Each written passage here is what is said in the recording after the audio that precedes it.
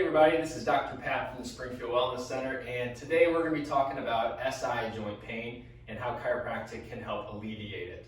So the sacroiliac joint, otherwise known as the SI joint, is the joint where the sacrum meets the ilium, which is one of the bones in the pelvis.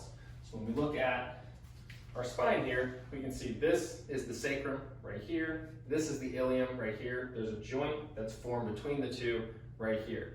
Now this is a very important joint, especially when it comes to how force is transmitted through the body. So every time that you take a step and your weight goes through this leg, that force from the upper body gets transmitted through that joint into the leg every time you take a step. So with every step, there's a lot of force going through that joint. So it needs to be a big, strong, stable joint in order to withstand that and keep our biomechanics in check.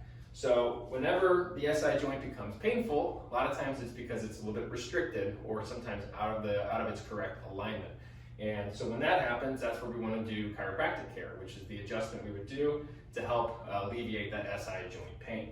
So what we're going to do today is demonstrate a quick adjustment of the SI joint and show you just how simple it is to get this thing moving and start feeling a little bit better. So we'll go ahead and demonstrate that. So I start with the patient face down, and what I'm going to do is I'm going to lift up one of these drop pieces in the table. So whenever the table props up like this, what that does is puts the body in a slightly elevated position here, so that when I push down, the table is going to drop. And what that's going to do is temporarily put her body in motion, so that when I do the push, what that's going to do is it's going to be a little more comfortable for her while we're also getting the motion that we need. So it looks a little bit something just like this.